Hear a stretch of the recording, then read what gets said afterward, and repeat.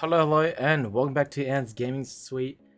Living the life of a bloodthirsty vampire is not an easy task, especially with that massive burning ball above your head that could literally burn you down to ashes. And so staying out of the sunlight is one of the most important things for the survival in Vampire Survival Guide of 101. And while there are quite a lot of ways to do so, having your own shelter is a must. And VRising lets you do that in a style by building your own castle from the ground up. However, most PvP servers will only let you make two, even a single castle, which makes finding a good place for your castle crucial to your progression in the game. Luckily, there are quite some good places for you to build your castle on, and I have sourced through the depths of this vast world to find out top 5 real estates for you to build your castle in. With that said, don't forget to hit that like button and let's get started.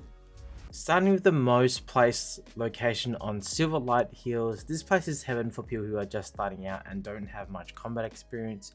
There is a large or vast majority of land that you can build out of it, because this place lets you have the high ground and enemies can only attack you from one direction, which is the front facing direction of the game or the side of the map, which makes it pretty easy to defend in case of sudden raids. The other benefit of this location is that it gives you an easy access to the sacred silver mines, which is pretty much the end game tier item, which you'll need a lot of silver, followed by a whole bunch of other items to combine to make dark silver ores and whatnot. So that is one of the really good benefits of this location. So you will have plenty of resources to hunt nearby in those particular mines, and a big area to play around, especially since it's elevated. You only have the clear sight of what's happening around you, so it's a pretty done location. Definitely a place that I haven't built around, however I am very familiar with a lot of people doing so. The second location that I'm very familiar with is the East Coast Forest, though it is very far from a lot of the basic inventory items such as iron or bronze. However, it is a very far away area.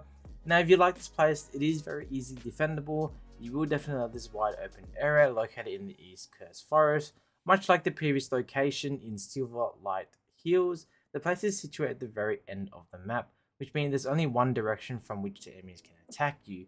That is if and only if they manage to get through the narrow choke point at the start of it. This place is a great place for many reasons. You can defend it with ease. There's a large spacious area for you to build your castles with a fewer resources since it's flat and provides easy access to the rest of the Cursed Forest area. Of course, you'll have to grind it for early on before other players capture it, but it is definitely worth fighting for, although not recommended for beginners, as the mobs around here are exceptionally very hard and very strong.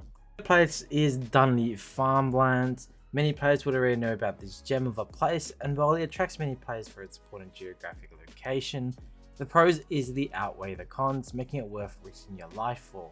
This place is surrounded by natural obstacles, making it a little harder for raiders to ambush, while providing players a perfect spot to access the way gate and fast traveling to other locations with ease. This place also provides quick access to a number of other prime places where you can find literally anything from gems, glass, iron, to even fresh blood for your quench of thirst. So a very ideal location in this area.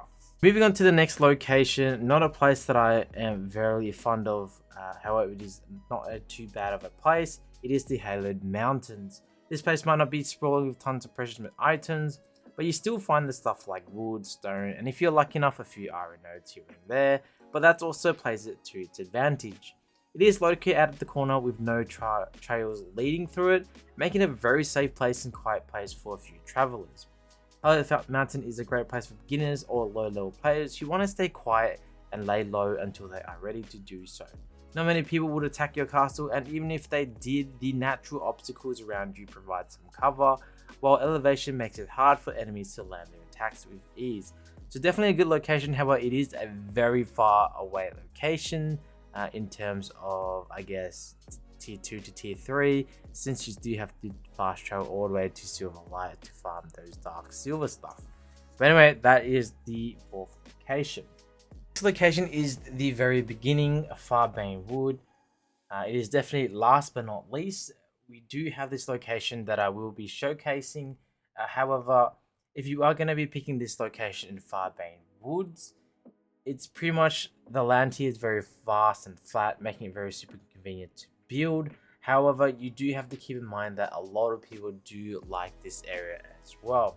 But that's the only beginning. This place is filled with gems. You can get access to a number of close by way gates, human settlements on your doorstep, quick access to rare items and resources, and a very easy access to the core, or not to the core, to the copper ingots I should say, which is pretty much right on your doorstep. However, the place is pretty popular, as I have mentioned previously, so the competition is going to be very quite high in order to try and obtain this location. And without a doubt, you will be attacked more often than not, especially starting out in the game. Vardorian is quite massive. There is actually a lot of other locations in Farbane Woods that have very flat or 1 or 2 entrances to build a base. However, I have not covered it in this situation, as I've decided to stay with all the popular ones as I can. I'm sure you'll find different varieties of ways to build your base. And as you learn more about the game, there are different aspects on how to protect your base, which I will go into another video. However, strategically speaking, these are some of the 5 best places I would recommend you start to build your castle early on. You can of course pick any of the other locations in Farbane, or you think that is a good location based on your playstyle. However, I will leave that up to you. Hopefully this will point you out in the right direction to find the perfect place for you.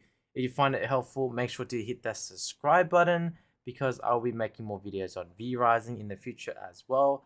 And that's it for the day. Until then, I'll catch you guys in the next one.